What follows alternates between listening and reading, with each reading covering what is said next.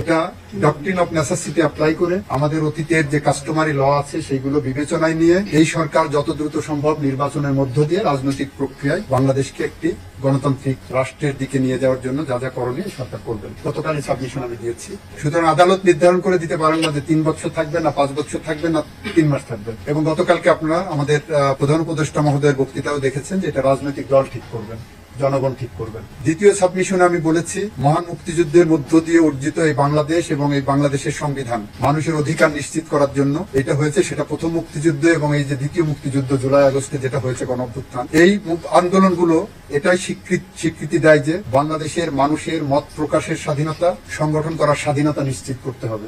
বাংলাদেশ আওয়ামী লীগের গুটি কয়েক নেতা কর্মীরা এমন ভাবে অপরাধে জড়িয়ে পড়েছিলেন, কর্তৃত্ববাদী সরকার এমন ভাবে অপরাধে জড়িয়ে পড়েছিলেন, এ ব্যাপারে কারোর কোনো দ্বিমত আপাতত দেখি না। তবে তাদের অপরাধের বিচার ভিন্নভাবে হবে। তাদের অপরাধের বিচার যেভাবে রাষ্ট্রীয় আইন আছে সেভাবে করবেন। সেই অপরাধের বিচারের সাথে ওই সংগঠনের নিবন্ধন বাতিল করতে হবে, এটাই সরকার মনে করে না এবং সংবিধান সমর্থন করে না। মুক্তিযুদ্ধের চেতনা সমর্থন করে না, প্রথম মুক্তিযুদ্ধ দ্বিতীয় মুক্তিযুদ্ধ কোনো চেতনায় সমর্থন করে না। সুতরাং আমরা এই নিবন্ধন বাতিলের বিরুদ্ধে, কারণ এই সরকার সিভিল রাইটস প্রোটেক্ট করার জন্যই, গণতন্ত্র পুনরুদ্ধারের জন্য, মানুষের মত প্রকাশের স্বাধীনতার জন্য গঠিত দায়িত্ব নিয়েছে। সেই জায়গায় দাঁড়িয়ে এই সরকার কখনোই কোনোভাবেই একটি রাজনৈতিক দলের নিবন্ধন বাতিল করার এই প্রক্রিয়া সমর্থন করতে পারে না। আমরা এটাও বলেছি যারা অপরাধ করেছেন তাদের অপরাধের বিচার নিশ্চিতভাবে এই সরকার হবে, এটা কমিটমেন্ট।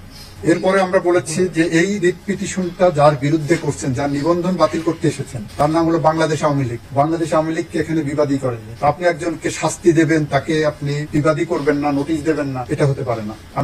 আমি বলেছি বাংলাদেশ আওয়ামী লীগকে নিষিদ্ধ করার দাবি করতে পারত বিএনপি বা অন্য রাজনৈতিক দলগুলো, যে পরিমাণ তারা ছাপার করেছে বা প্রতিপক্ষ মনে করে।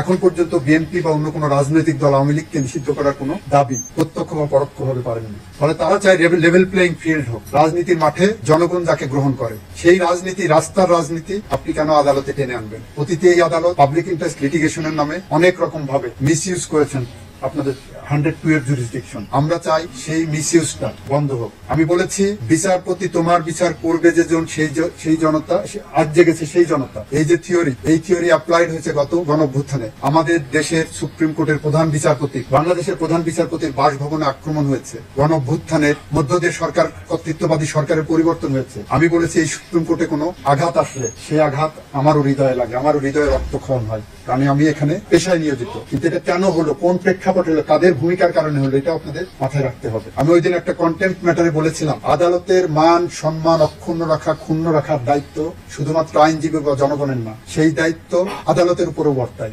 আদালত যদি এমন কোনো কাজ করে যে আদালত সম্পর্কে মানুষের মধ্যে নেতিবাচক কোনো ধারণা তৈরি হয়, তাহলে যে জজের কারণে এই ধরনের নেতিবাচক ধারণা তৈরি হবে বা আদালত সম্পর্কে স্ক্যান্ডালাইজেশন হবে, সেই জজ ও সাবজেক্ট টু কন্টেম্প। উনি আদালত অবমাননা করেছেন বলে ওনার কিন্তু বিচার হতে পারে। আমাদের পক্ষ থেকে, রাষ্ট্রের পক্ষ থেকে আমাদের বক্তব্য খুব সুস্পষ্ট। আমরা কারো নাগরিক অধিকার, রাজনৈতিক অধিকার, সংগঠন করার অধিকার, কথা বলার অধিকার, আইনের আশ্রয় লাভের অধিকার, এটা আমরা হরণ করতে চাই না। আমাদের সংবিধানের 3য় অনুচ্ছেদে মৌলিক অধিকার হিসাবে যা কিছু দিয়েছেন মুক্তিযুদ্ধের মধ্য দিয়ে অর্জিত বাংলাদেশের সংবিধান, আমরা সেটা সমুন্নত রাখতে চাই।